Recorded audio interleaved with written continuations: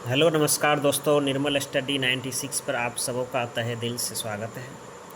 आइए revision class जो NCERT सार संग्रह का हम स्टार्ट किए हैं, रिवीजन पॉलिटी का, उसका आज 8वां वीडियो हम अपलोड कर रहे हैं। आज का एक न्यूज़ है जो बहुत अच्छा बात है बिहार की स्टूडेंट के लिए कि बिहार में डोमिसाइल लागू किया गया है।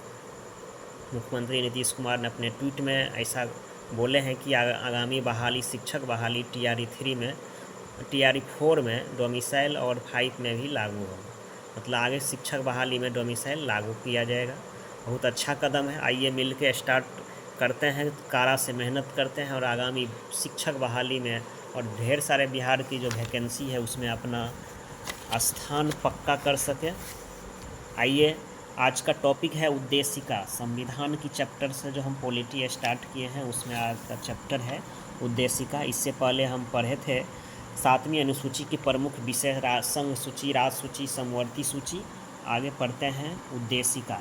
उद्देशिका अर्थात प्रस्तावना। प्रस्तावना हमारी संविधान में जो है संविधान सभा में कब पेश किया गया, जो पढ़े थे इससे पहले हम, कि संविधान जो है कैबिनेट मिशन के तहत संविधान सभा का गठन किया गया। 10 लाख की आबादी पर एक मेंबर था, 389 मेंबर बनाए गए थे संविधान सभा का। उसमें जो है पहला बैठक हुआ था 9 दिसंबर 1946 को, दूसरा बैठक 11 दिसंबर और तीसरा बैठक 13 दिसंबर 1946 को होता है संविधान सभा की। आगे देखते हैं, जब 13 दिसंबर को तीसरा बैठक होता है उस समय में प्रस्तावना पेश किया गया, संविधान की प्रस्तावना को पेश किया गया था। कौन किए थे? जवाहरलाल नेहरू ने, और बनाए थे मोतीलाल नेहरू ने। जो 22 जनवरी 1947 को यह उद्देशिका अर्थात प्रस्तावना को स्वीकार किया गया था संविधान सभा के तहत। आइए उस वही प्रस्तावना या उद्देशिका को पढ़ते हैं। प्रस्तावना कहते हैं, हम भारत के लोग भारत को एक संपूर्ण प्रभुत्व संपन्न समाजवादी पंथ निरपेक्ष लोकतांत्रिक हम भारत के लोग भारत को एक संपूर्ण प्रभुत्व संपन्न समाजवादी पंथ निरपेक्ष लोकतंत्रात्मक गणराज्य बनाने के लिए तथा उसके समस्त नागरिकों को सामाजिक, आर्थिक, राजनीतिक न्याय, विचार, अभिव्यक्ति, विश्वास, धर्म और उपासना की स्वतंत्रता। यहाँ पे एक बात की गौर किया जाए, अगर कहेगा हमारी प्रस्तावना उद्देशिका में कितने प्रकार की न्याय है, तो 3 गो, सामाजिक, आर्थिक, राजनीतिक न्याय। और स्वतंत्रता, कितने प्रकार की स्वतंत्रता की चर्चा किया गया है, तो विचार, अभिव्यक्ति, विश्वास, धर्म और उपासना की स्वतंत्रता की बात कहा गया है। समता के बात कहेंगे तो प्रतिष्ठा और अवसर की समता की बात हमारी उद्देशिका में चर्चा किया गया है।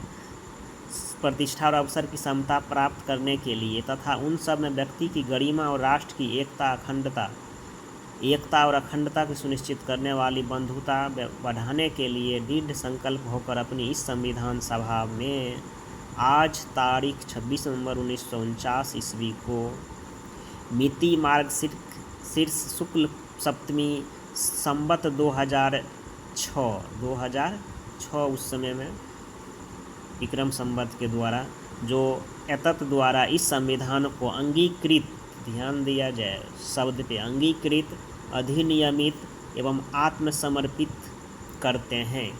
कहेंगे अंगीकृत, अधिनियमित और आत्मसमर्पित संविधान को कब किया गया, तो 1947 को, 1949 को, 26 नवंबर 1949 को। अंगीकृत, अधिनियमित, आत्मसमर्पित 26 नवंबर 1949 को, और लागू किया गया 26 जनवरी 1950 को। आगे देखते हैं, ये हुआ उद्देशिका जो हमारे संविधान सभा में 13 दिसंबर 1946 को पेश किया गया। 22 जनवरी 1947 को इसे पारित किया गया सर्वसहमति के द्वारा। आगे पढ़ते हैं, संविधान सभा में उद्देश्य प्रस्ताव कब प्रस्तुत किया गया, जो आ गया क्वेश्चन 13 दिसंबर 1946 को। भारतीय संविधान में कौन सा भाग भारत को एक धर्मनिरपेक्ष रूप में राज्य के रूप में वर्णित करता है, तो संविधान की प्रस्तावना में इसमें कहा गया धर्मनिरपेक्ष। भारतीय संविधान की प्रस्तावना में भारत को एक प्रभुत्व संपन्न समाजवादी, पंथ निरपेक्ष, लोकतंत्रात्मक गणराज्य के रूप में घोषित किया गया। भारतीय संविधान प्रस्तावना में भारत को एक प्रभुत्व संपन्न, समाजवादी, पंथ निरपेक्ष और लोकतंत्रात्मक गणराज्य के रूप में घोषित किया गया है। सर्वोच्च न्यायालय द्वारा ऐसा किस वाद में कहा गया है कि अनुच्छेद 368 के अंतर्गत संविधान के प्रस्तावना में भी संशोधन किया जा सकता है, परंतु यह मूल ढांचे का उल्लंघन करने वाला नहीं होना चाहिए। यह है केशवानंद भारती वाद 1973 में जो है केशवानंद भारती वाद केरल राज्य से है 1973 में। इसमें कहा गया है कि संविधान के मूल ढांचे में कोई परिवर्तन नहीं होना चाहिए, लेकिन और जो है संविधान प्रस्तावना में भी संशोधन किया जा सकता है। अनुच्छेद 368 के अंतर्गत संविधान प्रस्तावना में भी संशोधन किया जा सकता है, परंतु इसका मूल ढांचे का उल्लंघन नहीं होना चाहिए। संविधान संबंधी विचार देखिएगा। उद्देशिका को के.एम. मुंशी ने राजनीतिक जन्मपत्री, ठाकुरदास भार्गव ने संविधान की आत्मा तथा N.A. पालकीवाला ने संविधान का परिचय पत्र कहा। N.A. पालकीवाला ने संविधान का परिचय पत्र कहा और उद्देशिका को के.एम. मुंशी में राजनीतिक जन्मपत्री कहा और ठाकुरदास भार्गव ने संविधान की आत्मा, ठाकुरदास भार्गव आत्मा, जन्मपत्री कौन कहा? के.एम. मुंशी और N.A. पालकीवाला ने इसे संविधान का परिचय पत्र कहा। अनुच्छेद 32 में संवैधानिक उपचारों की अधिकार को डॉक्टर भीमराव अंबेडकर साहब ने इसे संविधान का हृदय या आत्मा कहे। अनुच्छेद 32 को अंबेडकर साहब ने हृदय या आत्मा कहे।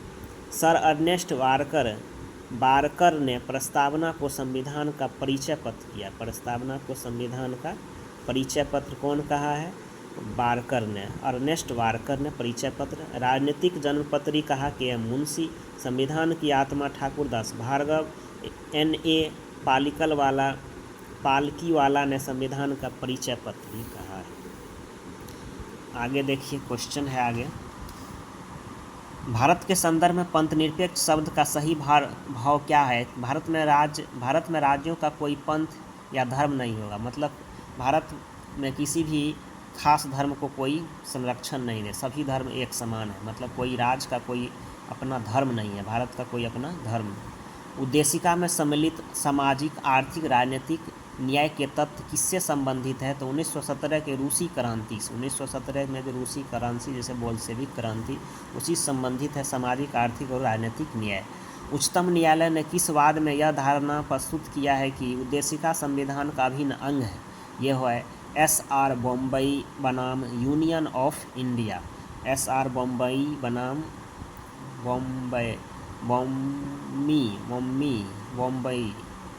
बॉम्बई बनाम यूनियन ऑफ इंडिया।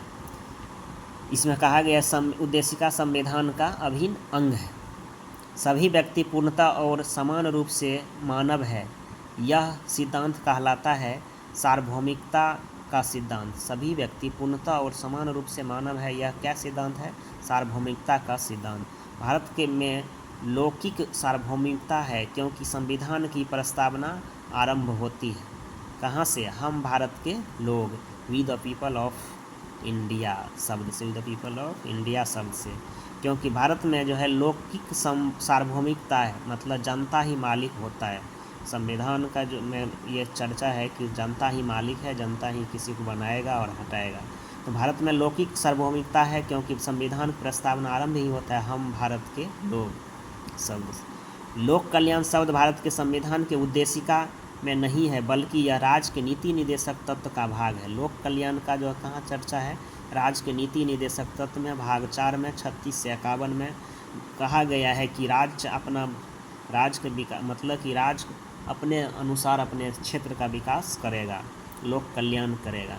किसी संशोधन के द्वारा भारतीय संविधान की उद्देशिका में संशोधन किया गया था, तो 42वां संविधान संशोधन 1976 के द्वारा उद्देशिका में संशोधन किया गया। भारतीय संविधान की प्रस्तावना में जिन आदर्श एवं उद्देश्यों के रूपरेखा दी गई है, उनका विस्तार कहाँ से है? तो मूल अधिकार, राज्य के नीति निदेशक सिद्धांत एवं मौलिक कर्तव्य के अध्याय से। राज का सबसे महत्वपूर्ण तत्व क्या है? संप्रभुता।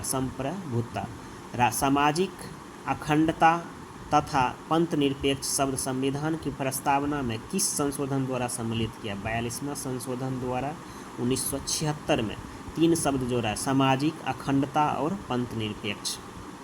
ये 42वां संविधान संशोधन 1946 के द्वारा इसे प्रस्तावना में जोड़ा गया। उद्देशिका की राजनीतिक जन्मपत्री के संज्ञा किसने कहा? तो के.एम. मुंशी। राजनीतिक जन्मपत्री के.एम. मुंशी ने कहा।